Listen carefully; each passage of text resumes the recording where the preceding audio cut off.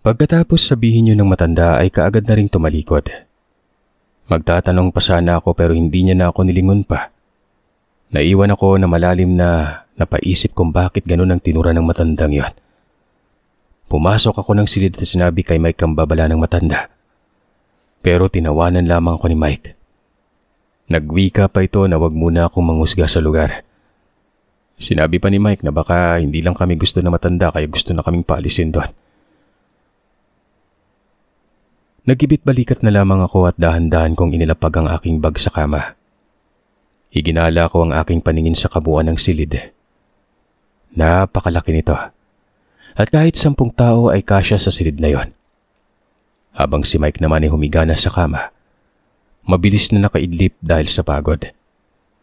Ako naman ay naligo at naghugas na maigi para makuha ang mga alikabok na dumikit sa aking balat dahil sa biyahe. Pagkatapos maligo ay doon pa lamang ako nakahiga sa kama. Nakaramdam ako ng kaginhawaan. Maya-maya ay tuluyan na akong nakaidlip. Malalim na ang gabi nang maalimpungatan ako sa pagyugyog ni Mike. Pupungas-pungas pa ako bago bumangon. Nakita ko ang panginginig ng katawan nito. Takot na takot ang mukha habang nakatingin sa akin nun. Tinanong ko siya kung bakit nanginginig siya. Hindi ito umiimik pero may itinuturo ang kanyang kamay sa labas ng bintana. Dali-dali kong nilapitan ang nakabukas ng bintana at sumilip doon kung ano ang tinuturo nito. Pero wala naman akong nakita kundi puro talahiban at punong kahoy lang. Isinara ko ang bintana at binalikan si Mike sa gilid ng kama. Sumiksik din ng loko. Tinanong ko siya ulit pero nauutal pa rin siya sa pagsasalita. Tinapik ko siya ng malakas sa balikat. Doon lamang ito na himasmasan. Ramdam ko ang panginginig ng kanyang katawan. Mabuti na lamang at may natira pang tubig na nabili ko kanina sa pantalan. Binigay ko kay Mike ang tubig at pinainom para giginhawa ang kanyang pakiramdam. Agad naman niyang ininom yon. Nang medyo kumalma na yung pakiramdam niya ay ikinuwento niya sa akin kung ano ang dahilan, kung bakit takot na takot siya. Nagising ako pre. Nakaramdam ako ng tawag ng kalikasan kaya lumabas ako ng silid para pumunta sa palikuran. Hindi kita ginising. Himbing na ng tulog mo kaya ayaw na kitang istorbohin pa. Kaso sa lawak ng bahay na ito, hirap akong hanapin kung saan banda yung palikuran eh. Napadpad ako sa sala. Nakita ko si Nante na nakaharap sa rebulto. Lalapitan ko sana kaso nakita ko may hawak eh. Kung hindi ako nagkakamali, sariwang puso ang hawak niya. Tumitibok-tibok pa eh. Hindi lang ako sigurado kung puso ba yun ng hayop o ng tao. Ayon pa sa kanya ay marahan siyang nagkublis sa malaking pader ng bahay. Pinagmamasdan niya ang ginagawa ni Nante. Nakita niyang lumuhod ito sa harapan ng rebulto na parabang sinasamba niya yon. Bagya pang yumukod si Nante. Itinaas ni Nante ang 2 kamay na may hawak na puso na parabang inaalay niya sa rebulto na yon. Ayon pa kay Mike ay nakita niyang marahang gumalaw ang rebulto at naging isang halimaw. Pulang-pula ang mga mata at naglalaway pa. Mukhang gutom na gutom. Agad na kinuha ng halimaw ang puso na inalay ni Nante at kaagad na nilantakan yon. Habang si Nante naman ay patuloy pa rin nakayukod sa harapan ng halimaw. Narinig niya rin ang biglang pagsalita ng halimaw sa nakakatakot na boses nito na parang nanggagaling ang tinig dito sa ilalim ng lupa. Tinanong ng halimaw si Nante kung kailan niya kami iaalay sa kanya. Sabik na itong makakatikim ng tao. Sumagot naman ang lalaki na sa kabilugan ng buwan. Mag-aalay siya ng 2 puso ng tao para makalaya na umano ang nilalang sa sumpa at muli na itong magpapalakas ng kanilang lahi. Nang hilakbot si Mike nang marinig niya mula kay Nante at sa halimaw ang mga katagang yon. Naisip niya na gagawin kaming alay sa halimaw na ito. Agad siyang umatras para sana babalik sa aming silid pero sa hindi inaasahan. Natabig niya ang isang maliit na platera na nakasandal mula sa kanyang likuran. Lumikha yun ng ingay sa buong sala. Napatingin sa gawin niya ang dalawa. Pero agad siyang kumaripas ng takbo pabalik sa aming silid. Kinandado niya ng maigi ang pinto. Doon na ito napaupo sa kama habang nanginginig ang buong katawan sa sobrang takot. At nang mapatingin siya sa bintana ay nakita niya ang mukha ng halimaw. Nakatitig yun ng masama sa kanya habang ngumingisi. Nakita niya ang pangil nitong matatalim na kumikislapas sa liwanag ng buwan. Agad niya na akong ginising dahil sa takot. Mababakas pa rin sa mukha nitong matinding takot na nararamdaman habang nagkikwento. Natakot ako at kinabahan sa sinabi ni Mike.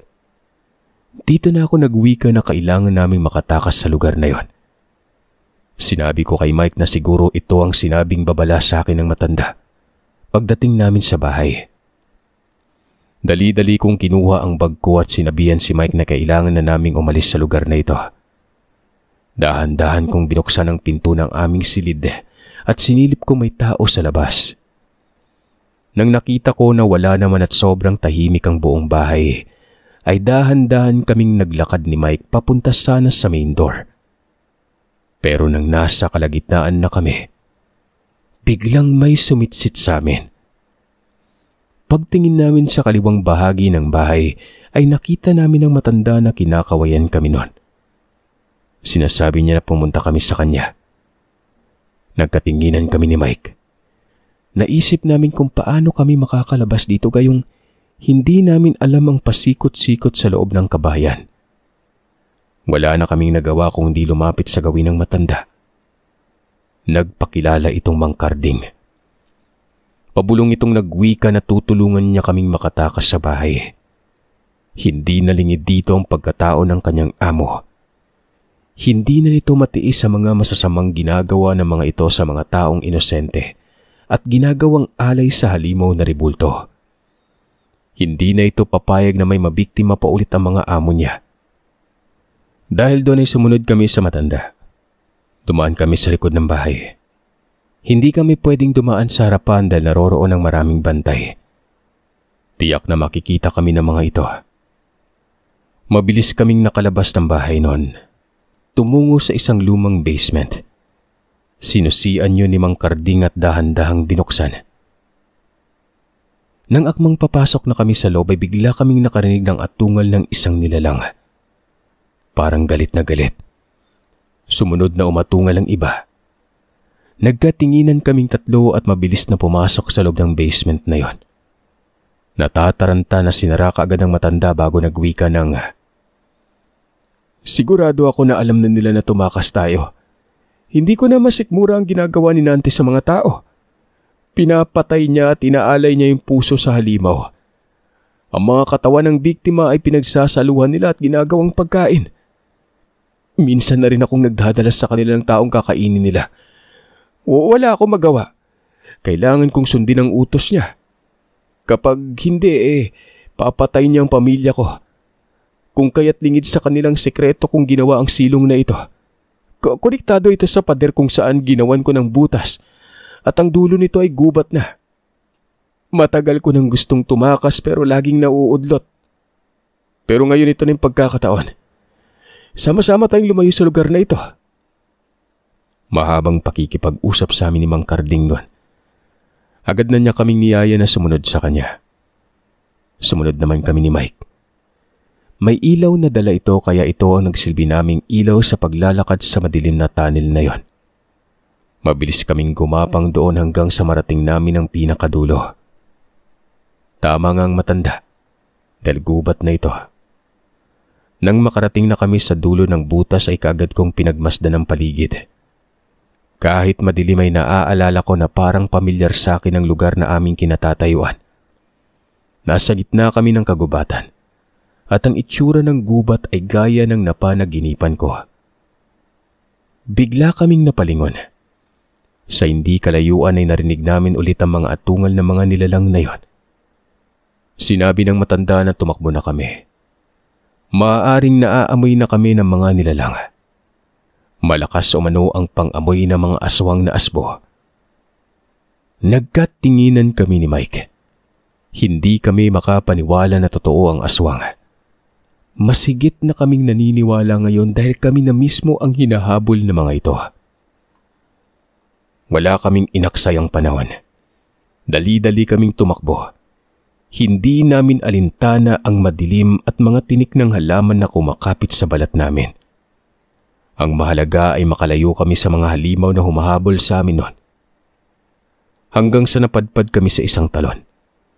Nang nakita ko ang itsura ng talon at buong paligid ay naalala ko ang napanaginipan ko. Hindi ako pwedeng magkamali. Bawat anggulo ng lugar ay parang bumabalik ako sa aking panaginip. Pero ang pinagkaiba ngayon, nasa realidad na kami. Totoong hinahabol kami ng mga aswang. Sinabi ng matanda na kailangan naming tumalon doon kung hindi ay siguradong pagpipiestahan kami ng mga nilalang. Napakataas ng bahagi ng gubat na kinaroroonan namin. Kapag tumalon kami, siguradong hindi namin alam kung mabubuhay pa kami dahil sa mga malalaking tipak ng bato sa ilalim ng talon. Pero bago mangyari yon, bigla kaming nakarinig ng malakas na pagaspas ng pakpak. Kasunod nito ay ang biglang pagbulaga sa amin ng isang nilalang. Katulad ng itsura ng nilalang sa panaginip ko. Nakakatakot ang itsura nito. May mapupulang mga mata, matutulis ang kuko, may sungay sa ulo. Ang pangil naman ng nilalang ay kumikislap sa sobrang talim. Tumutulo ang laway nito habang nakatingin sa aming tatlo. Napaatras kami at hinanda ang aming sarili sa kamatayan. Tanging dasal na lamang ang naging sandata namin ng mga oras na yon. Hindi namin inaasang ang pagsugod sa amin ng nilalang. Ako ang una nitong pinuntirya. Pero nagulat ako nang biglang yumakap sa akin si Mike. Hinarang ang sarili niya. Salip na ako masugatan. Ang likod ni Mike ang napuruhan nun. Kitang-kita ko kung paanong lumabas ang dugo sa labi niya. Nakatitig siya sa akin habang sinasabi na ayos lang. Napalood si Mike pero inalalayan ko ito. Nagulat si Mang Karding sa bilis ng pangyayari. Sinabuyan niya ito ng asin kaya medyo napaatras sa mga ito sa sakit nang tumama yung asin na yon. Umatungal ito ng malakas at hinarap ang matanda. Galit na galit yon. Nang muli na sana itong aatake, biglang napaluhod ang nilalang. Mula sa likuran ng nilalang ay may dalawang lalaking humagupit dito ng buntot ng pagi. Ang isang lalaki ay parang kaedad lamang ng aking ama. Ang isa naman ay bata pa. Hinagupit nila yung nilalang hanggang sa hindi na makatayo ang aswang. Umaatungal ng napakalakas na animoy humihingi ng tulong sa kalahi niya pero napakabilis ang pagkilos ng dalawa. Ang isa ay sinaksak ang hawak na punyal sa tapat ng puso ng nilalang, samantalang ang isa, na may edad na, ginilitan yung leeg nito. Biglang nagliyab ang katawan ng nilalang at naging abo. Napatingin ang dalawa sa kanilang kinaroroonan na takmang lalapit na sana ang mga ito. Pero nagsidatingan pa ang mga ibang kasamahan ng nilalang na yon. Hinarap ito ng dalawa at nilabanan. Umupo ako sa bato habang inaalalayan si Mike.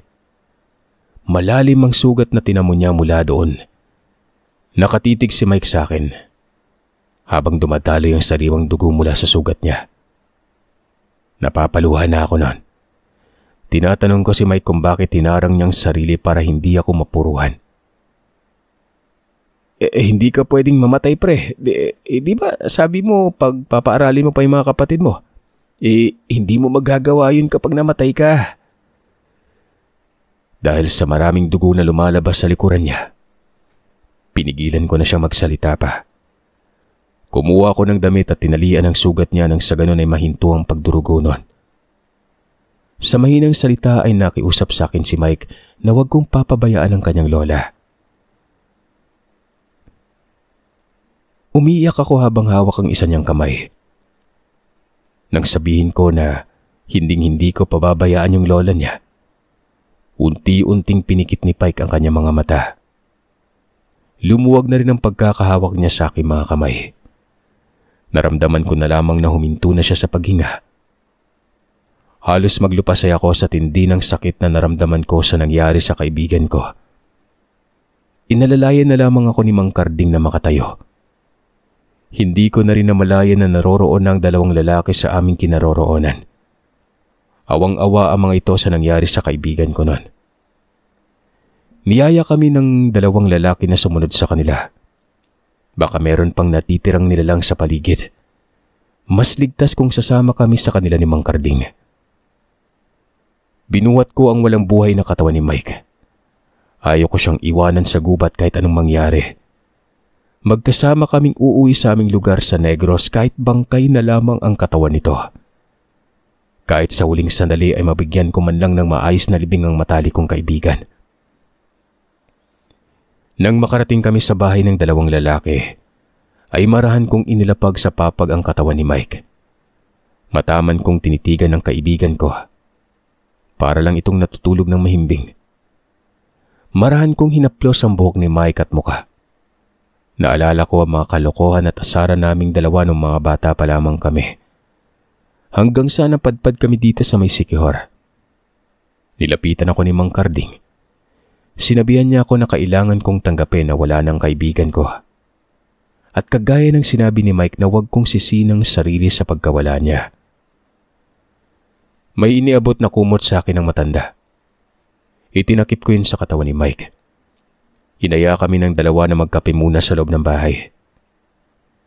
Nang makapasok sa loob ay nagpakilala ang mga ito. Sina Andres at Allen. Mag-ama silang dalawa. Sinabi ni Mang Andres na antingero silang mag-ama. Matindi ang galit nila sa mga aswang dahil pinatay na mga ito ang kanyang asawa at anak na babae. Nangako sila sa sarili na pagbabayarin ng mga nilalang na yon sa kasalanang nagawa sa pamilya niya. At dahil sa anting-anting niya ay nalaman niyang malapit lang ang aswang sa talon. Hindi niya alam kung bakit sa tinagal-tagal nila sa paghahanap ay parang may bumubulong sa kanila ng anak niya na puntahan ng talon. At doon ay nakita nila na inaatake kami.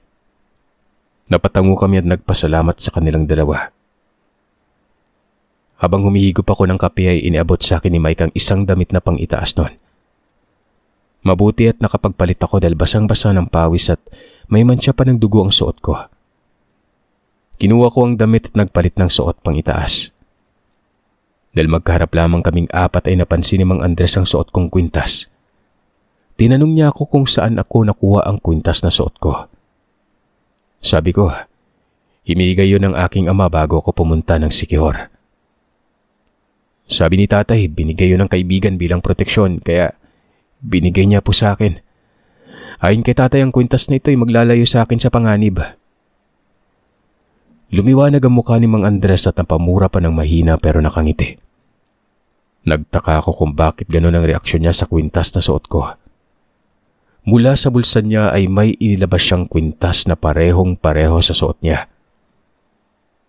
Tingnan mo nga naman yung pagkakataon. Anak ka pala ng matalik kong kaibigan, si Ismael.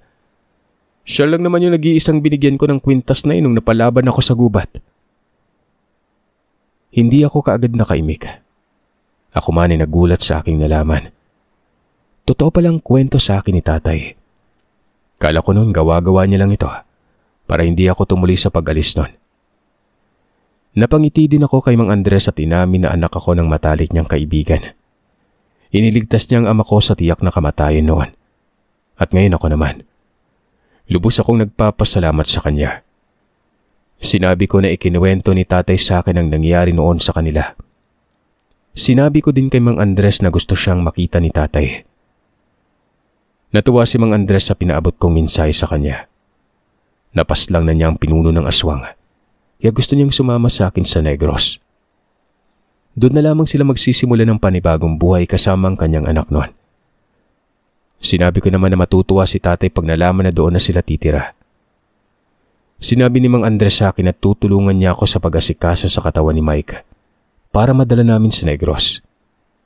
Hindi na kami nakatulog dahil inumaga kami sa pag-uusap. Kinabukasan na inasikaso na namin ang bangkay ng kaibigan ko. Ang sinakyan namin noon ay ang gamit sa pangingisda na maliit na bangka ng mag-amang Andres at Allen. Hindi namin ito maaaring ikarga sa pangpasaherong barko nang wala kaming permiso mula sa otoridad. Kung kaya't nagdesisyon kami na gamitin ang bangka na ginagamit ng mag-ama sa pangingisda. Pinili naming sa gabi bumiyahe nang sa ganon ay walang ibang makakakita sa amin at walang sisita. Nagpaalam ako kay Mang Karding. Nagpasalamat ako sa kanya sa tulong na ginawa niya. Niyakap niya lang ako ng mahigpit at nagpaalam na dahil uuwi na umano siya sa kanyang pamilya. Hindi na namin inalampa kung ano nang nangyari sa pamilya ni Nante na nakatira sa malaking bahay na yon. Maayos kaming bumiyahe nila Mang Andres papuntang Negros. Mabilis ang pagpapatakbo ni Mang Andres ng dimaki ng bangka kung kaya't mahigit 5 oras lamang ang binyahe namin hanggang sa nakarating kami sa Negros. At dahil sa dala namin ng bangkay na katawan ni Mike, ay mas pinili naming doon na ihinto ang bangka sa lugar kung saan pwede kaming maglakad pa uwi sa bahay. 2:00 na madaling araw kami nakarating sa Negros. Mula sa dinaungan ng bangka ay 3 oras kaming naglakad bago makarating sa aming lugar. Pinili namin ang dumaan sa bundok at gubat na siyang dumudugtong sa aming lugar noon hanggang sa nakarating kami sa bahay ni Mike at ng kanyang lola. Gulat at hindi makapaniwala si Lola Lucrecia na makita ang apo. Halos maglupasay ang matanda sa pagdadalamhati sa pagkawala ng pinakamamahal niyang apo noon. Tinanong niya ako kung anong nangyari sa amin. Umiiyak ako habang sinasalaysay kay Lola ang lahat ng nangyari.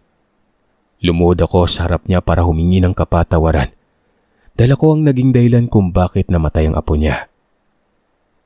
Akala ko'y magagalit si Lola at sisisihin ako sa nangyari pero dahan-dahan niya akong inalalayan na makatayo at pinaupo. Naintindihan niya kung bakit ginawa ng kanyang apo yon. Kilala niya si Mike. Handa nitong isakripisyo ang sarili basta sa taong importante sa kanya. Nagpapasalamat si Lola sa akin dahil kahit mahirap para sa akin ay hindi ko iniwan ang bangkay niya. Mas pinili kong dalhin ang katawan nito sa lugar namin, kahit pa maghirap ako sa paglalakad. Sinabi ko kay Lola na nangako ako sa kaibigan ko na magkasama kaming uuwi. Nabibigyan ko siya ng maayos na libing. Nang kahit sa ganong paraan man lang ay maramdaman niya na hinding-hindi ko rin siya pababayaan. Niyakap na lamang ako ng matanda habang nagpapasalamat.